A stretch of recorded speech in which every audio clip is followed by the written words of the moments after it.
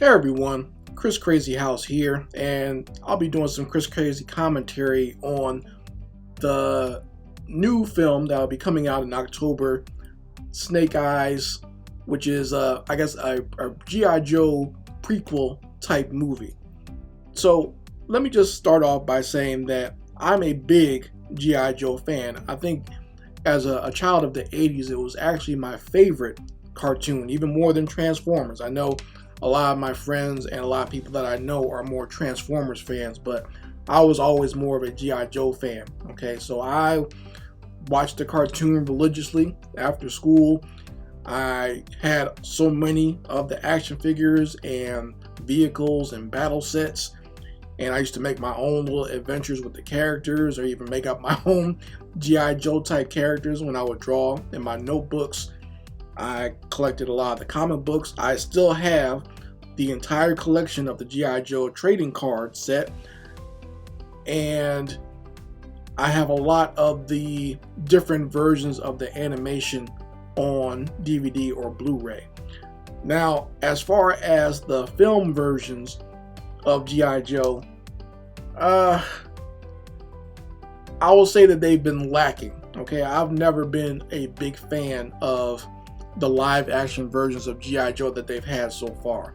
As someone who is such a hardcore fan, I just felt that the live action movies have always kind of been missing something.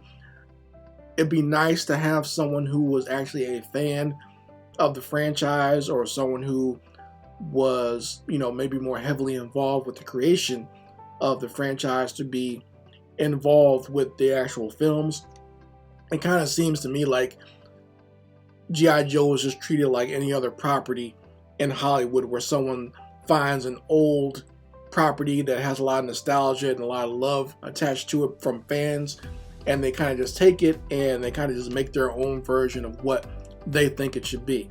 So when you watch the first G.I. Joe movie, of how all the main cast of G.I. Joe characters all had to have these black SWAT team type armor or whatever, it's obvious that whoever came up with the concept for this G.I. Joe movie, they watched the X-Men movies and then they saw Iron Man, so they said, well, we'll just combine those two things and we'll have our characters all in black and black leather, and then we'll have some power suits for the characters, because Iron Man has a power suit. We should have a power suit in our movie. I can tell that's what happened, because I've been in meetings like that with producers or whoever. They just take whatever's popular at the time and they throw it into a pot and think that that's what people want to see, even if it has nothing to do with the concept that they're putting on screen. But it is what it is. And even with the sequel with The Rock and what's his name, Bruce Willis, the G.I. Joe Retaliation, while I enjoyed seeing some of the imagery in that, seeing Cobra Commander look like Cobra Commander for a change, and seeing people like characters like Storm Shadow and others portrayed on screen, it still wasn't 100% what I would want from a G.I. Joe movie. And even with some of the cooler scenes, like some of the stuff they had with Snake Eyes and Jinx fighting the ninjas on the side of a mountain, that was cool, but it almost, to me, almost felt like it was thrown in there, like it didn't really have any real meaning to the actual plot. You know what I'm saying? So I don't know. Like I said, it's one of those things, like both those films just seem really thrown together. So now they're doing another one, and this one is going to focus on the origins of the character Snake Eyes, who is probably the most popular G.I. Joe character, going all the way back to the original toy run in the 80s.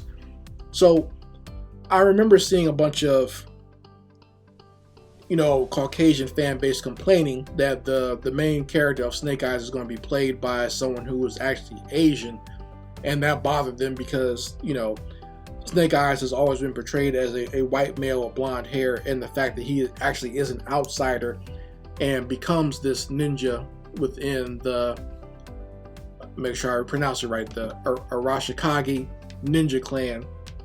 That was part of his whole backstory. But once I actually looked into the information on the film, it wasn't that big of a deal to me. First of all, the main actor, while he's only half Asian, he's half Malaysian. So they're keeping the story of the Arashikage being a Japanese ninja organization, but the character of Snake Eyes still racially is an outsider.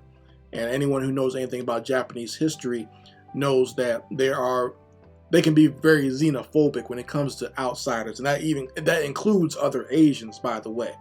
And like I said, this actor Henry Golding is actually half Malaysian and also half British, so I think he's half white, half Malaysian. So that in and of itself, that still makes him an outsider. He's definitely not Japanese, and I don't know why, you know, the quote-unquote white fan base out there would not see that. But you know, if the character, to them, a lot of Asians look alike, so they don't differentiate. But if, like I said, if you go to Japan, they definitely do make the distinction.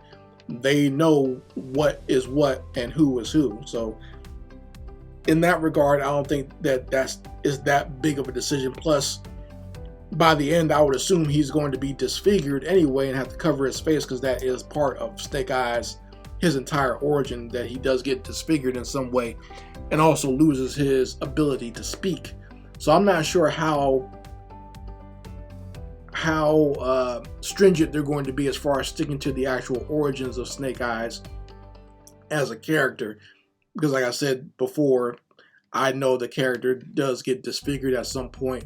They've kind of retold the story in different ways, but he gets disfigured and he also loses his ability to speak, because he's always supposed to be silent. There's even some iterations of Snake Eyes where they say he took a vow of silence. It's not that he can't speak, he just decides not to. But I don't know if they're going to go for that or what, but we'll see how that goes. And I've seen that they've included some other characters, some G.I. Joe, like Scarlet's going to be in there, as well as the Baroness.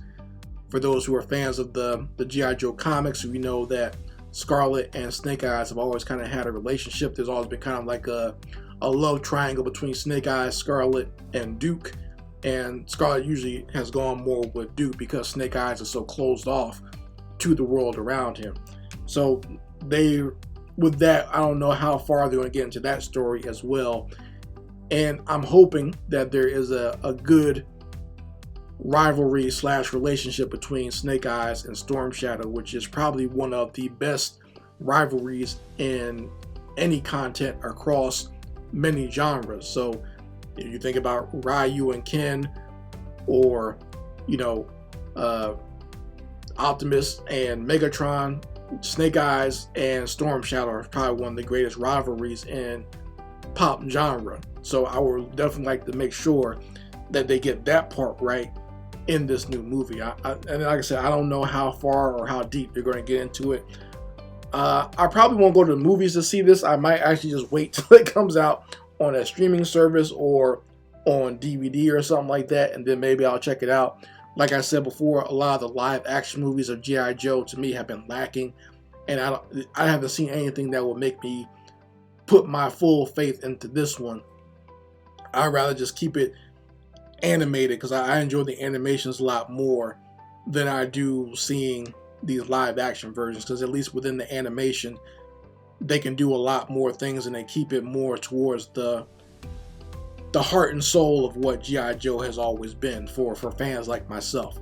So if you guys have seen it, you know, let me know what your thoughts are in the comments section. And if you have faith in this project, maybe you've seen something that I haven't seen, or you trust the creative team or whatever, let me know in the comments section.